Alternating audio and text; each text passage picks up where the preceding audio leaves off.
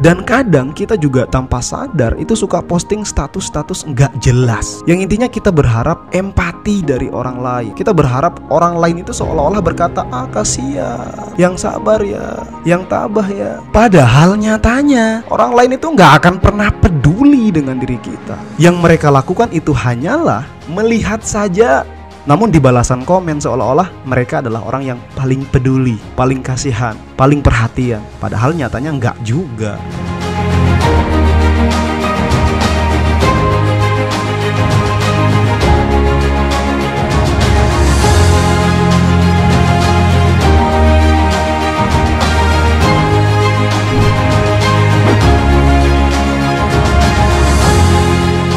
Terkadang dalam hidup ini kita tidak menyadari bahwa diri kita dikontrol oleh orang lain.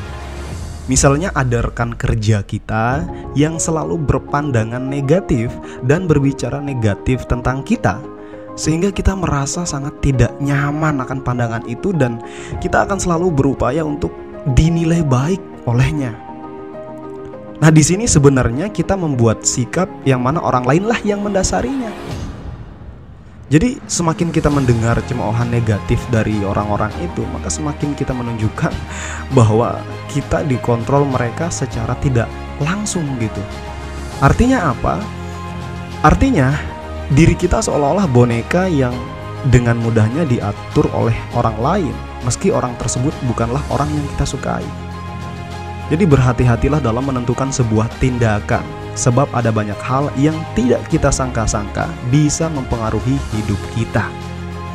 Nah, di sini ada beberapa poin yang bisa mempengaruhi mindset kita agar menjadi lebih baik dalam mengontrol hidup kita.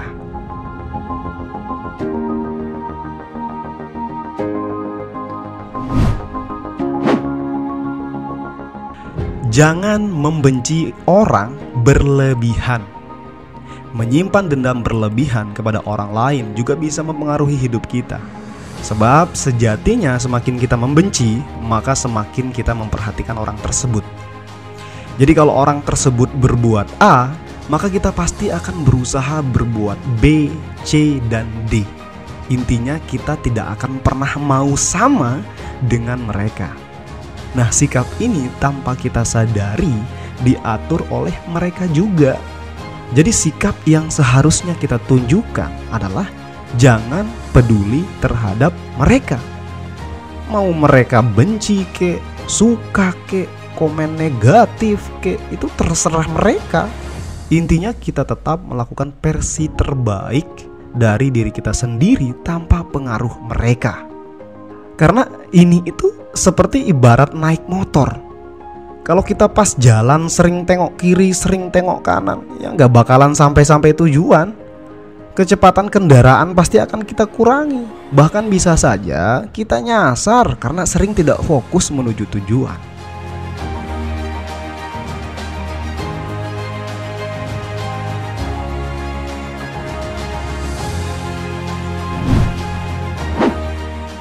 Media sosial bisa menjadi remote control orang untuk diri kita. Media sosial seringkali juga menjadi pemicu berbagai macam persoalan dalam hidup kita, terutama orang yang selalu bergantung pada media sosial. Misalnya segala apapun yang terjadi dalam hidupnya selalu dipublikasikan di media sosial. Seolah-olah media sosial ini merupakan dunia kedua bagi dirinya. Bahkan menganggap dunia yang sebenarnya nyata itu tidak nyata. Nah, apa hubungannya dengan remote control orang lain untuk diri kita? Jadi gini, kalau media sosial kita jadikan seolah-olah dunia nyata, maka kita akan sibuk, baik itu dengan kehidupan diri kita maupun kehidupan orang lain. Kita sibuk posting sana sini, kita sibuk melihat postingan orang, belum lagi kita sibuk saling sindir, saling komen. Nah, ini adalah bukti nyata bahwa media sosial bisa menjadi kontrol diri kita. Jadi media sosial ini juga bisa mengatur kita seolah-olah kita ini adalah boneka. Contoh saja misalkan kita melihat orang lain posting kemewahan, kita iri hati sehingga itu pun akan berpengaruh pada perilaku kehidupan kita. Dan kadang kita juga tanpa sadar itu suka posting status-status nggak jelas. Yang intinya kita berharap empati dari orang lain. Kita berharap orang lain itu seolah-olah berkata, kasihan, yang sabar ya, yang tabah ya. Padahal nyatanya orang lain itu nggak akan pernah peduli dengan diri kita. Mereka nggak akan pernah peduli dengan apa yang kita alami, apa yang kita rasakan. Yang mereka lakukan itu hanyalah melihat saja. Melihat, bahkan bisa saja sambil tertawa. Melihat status kita yang galau, yang pusing. Mereka kadang bisa saja cuma tertawa. Namun di balasan komen seolah-olah mereka adalah orang yang paling peduli, paling kasihan, paling perhatian. Padahal nyatanya enggak juga. Jadi jangan jadikan hidup kita seperti ikan di dalam akuarium. Semua terekspos, semua terlihat tanpa ada batasan privasi. Karena sejatinya semua itu gak penting. Jadi cobalah fokus untuk melakukan yang ingin kita lakukan tanpa ada kontrol dari orang lain.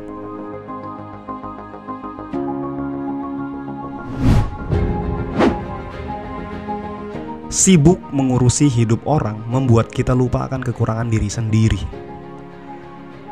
Ada sebuah peribahasa yang berbunyi, gajah di pelupuk mata tak terlihat, semut di seberang lautan terlihat jelas. Artinya, kesalahan diri sendiri kadang tidak kita lihat meskipun itu besar. Sedangkan kesalahan orang lain itu sangat terlihat jelas di mata kita, meskipun itu kecil. Jadi yang namanya menggunjing orang itu seolah-olah sangat dinikmati. Bahkan saking nikmatnya kita bisa menunda lapar kita demi terpuaskan hasrat untuk menceritakan keburukan orang lain. Ini harus kita renungkan bersama. Toh juga gak ada gunanya dalam hidup kita. Justru ini akan berbahaya dan bisa membuat hubungan kita dengan orang lain menjadi renggang. Ya, jadi itulah beberapa poin penting yang dapat saya sampaikan di video kali ini. Semoga bermanfaat. Dan jika kalian suka dengan video ini, silakan like, komen, subscribe. Dan saya ucapkan mohon maaf kalau sebelumnya saya jarang aktif di channel ini. Namun kedepannya saya akan berusaha mengaktifkan lagi channel ini agar banyak orang mendapatkan manfaat dari apa yang saya sampaikan dan kita semua bisa belajar secara bersama-sama. Saya tidak pintar, kita semua nggak ada yang pintar. Intinya kita sama-sama belajar dan terus mengembangkan diri menjadi lebih baik. Terima kasih, sampai jumpa di video berikutnya. Selalu salam inspirasi.